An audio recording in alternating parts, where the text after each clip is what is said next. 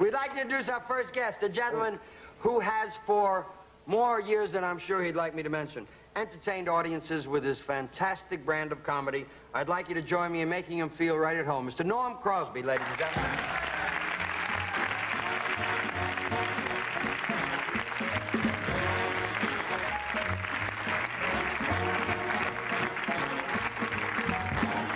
Oh, Hi, Norm. This is some show. Yeah, it's You gave fun. yourself $500,000 to tear a paper that the kid gave himself a rapture trying to rip it. You know the thrill he had for a second? And the hunchback in Notre Dame is skipping and singing and dancing. That's wonderful. It's so nice to have you with us, Norm. It's nice to be here. Thank Really, I am delighted that this show is. And that people can come here and sit in apathy and touch each other. I mean it. God bless you. We're delighted. We're having so many super people that have been on the show with us. I heard the man was here today. Oh, yeah, yeah. They told me. He was here, and Sinatra has never done a talk show, ever. And when I called him and I told him that we were doing something with Metro Media that we felt was important, he said, when do you want me to be there? Isn't that nice? And, well, you know, Frank is a pussycat and a sweet man. Tell me about your tournament. You just had a super tournament. We just had a wonderful tourniquet. It was... A tourniquet? I meant a tourniquet. Well, and a lot of guys played, and a lot of guys showed up, and it was healthy. It was nice out. The weather was good, and it gives you a chance to get out and breathe and respire, and also do something nice for a good cause. And nobody knows better about good causes than you. And this is for the City of Hope. That's terrific. And it's a wonderful organization, a great humanitarian institution. And I am so proud, Jerry. I was just named Ambassador of Goodwill International for the City of Hope. I am the Goodwill Ambassador. That's nice. That's great. It's nice. And it's a nice honor, and I go around the country to the different groups and talk about the City of Hope and what they do, and it's just incredible because not only is it a non-sectarian hospital, but people from every stigma can go there, and they have physicians you know, they have gynecologists and gynecologists. They have, but they do research, which is the most important, aside from medicinal things of which you are aware that people can get obtuse and have trouble. They do research, which is the best thing. You know, in California, I'm sure everybody knows, we just had the first artificial discrimination where a mother that could be prenatal and be rejected by a pulse of spermatozoa that came... No, just a minute, I'm serious. It came from a refrigerator. So on Father's Day, the kid has to send a necktie to a test tube. But that's not the important thing, is that they share the research, the City of Hope. And when they discover something, they tell everybody so the world benefits. I really mean that. They just developed the laser beam that we already had to a point beyond where now a stagnant woman, a woman who is in construction, can go into a hospital that has a laser beam, and they can, you know how you always guess and you hope it's a girl, you think it's a boy. They can tell now 100% accurately the sex of an unborn fetal during agriculture. They could tell with this machine because they could look in a girl, in her chromosomes and in her genes, and then they pull down the genes and they could see what the kid is. It's nice. Isn't that nice? That's wonderful. That's marvelous. That's marvelous. And isn't it interesting that people that do comedy are asked to be the spokesman for something as serious as what you're talking about? Always. Always, because I think people need to laugh. They need to be reminded that there are obligations and responsibilities, but they can be done in a nice way, in a humorous vein, or in a varicose vein, or just some...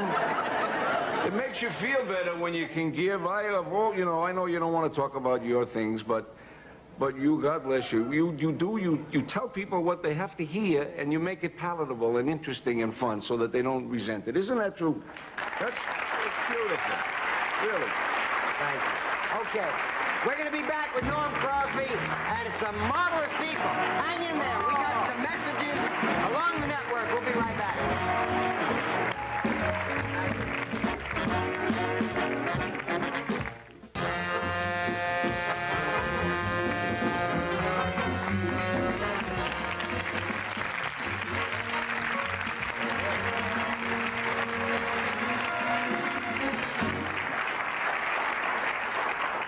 Welcome back. While we were away, Norm and I were talking about our children. He doesn't like to hear the fact that my firstborn will be 40 years old. My granddaughter is going to be 20. And Daniel, Norm's son, is 15. He's here tonight. I got to ask you this because I know that you have a specific point of view relative to raising teenagers. You got to tell me what's happening with that. Oh, no, he's all right. He's normal. I mean, he's been arrested. You know,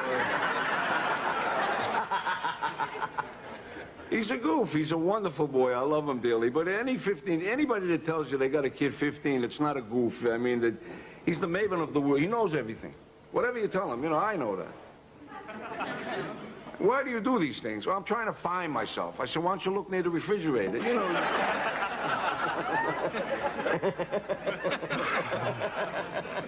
But it's scary, and I love kids. You know that, Jerry. I have a chenille bedspread. You know, I identify. But it's scary, and my little one, my Andrew, is 10. I got to show you something. I don't blame the kids. I really think if kids are cuckoo today, they have a right to be cuckoo. My Daniel, I kid him, but he's groovy. He really is. He's a wonderful boy. They don't allow religion in school. They're having a bill in Congress, and they're not sure if they should have prayers or no prayers. Who will teach the kids? They asked him to name the apostles, all right? And he's a sharp kid. He named Matthew, Mark, Luke, John, Happy, Dopey, Sleepy, and Drummer. It's not funny, people. We were mortified. The stupid kid, he left out Sneezy and Doc.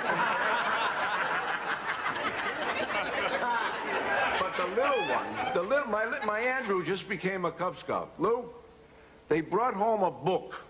You ready for this? This is what they teach kids today.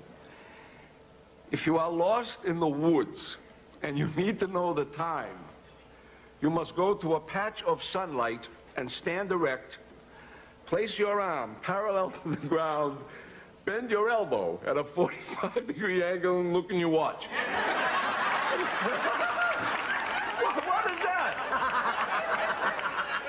I love that. How would you like to hear some more of Norm without me sitting next to him? Right there, Norm Crosby.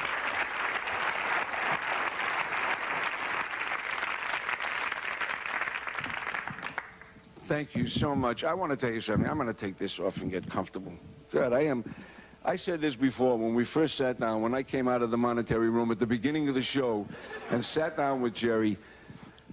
It's a joy to be on a show like this. It's a joy to see a show like this. Look at you. This is what Jerry Lewis is all about. Lou Brown and this magnificent musical aggravation. Jerry Lewis. Charlie Callis when he walks like that. But look how he overcame that kind of a handicap.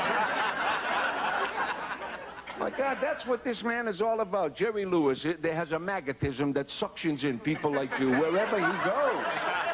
I mean that. Take a moment to look bisectionally around this room. Look around. There are people here of every conceptible echelon, people of every depth, of every background, and people who are casually attired, and people who are in recluse. I mean that. The ladies, God bless you, your accoutrements hang off you. Look how nice you look. And there's a warmth here.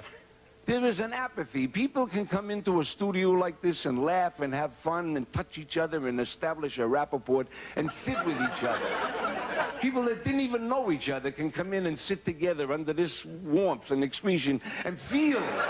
Feel it. You feel it. I'm serious.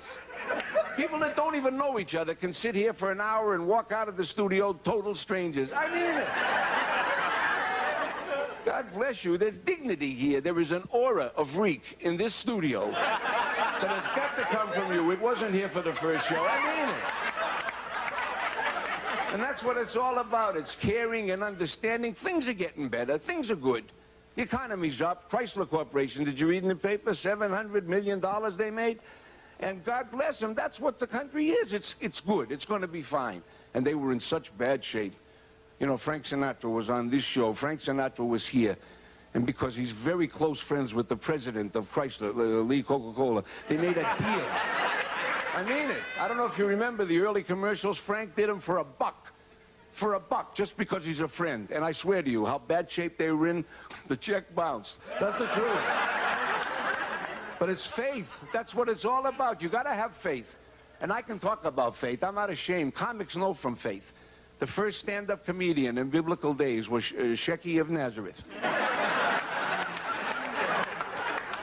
That's right. Shecky of Nazareth, who was cruise director on Noah's Ark. Do you remember that?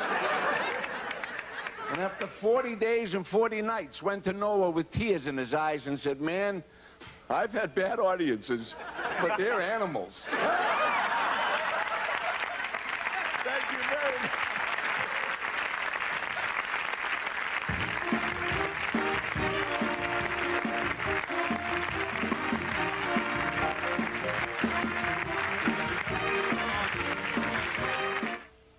Should have been with me backstage. I took off the scar and about 3 pounds of skin went with You got some nerve, let me tell you, to do that kind of stuff. Why? Well, because with crime and everything rampant. So you get a call from Guido. They just caught the pickpocket at L.A. airport they've been trying to catch. One Finger Louie. You know about him? No. Oh, he only has one finger on his right hand. He steals only bagels and donuts.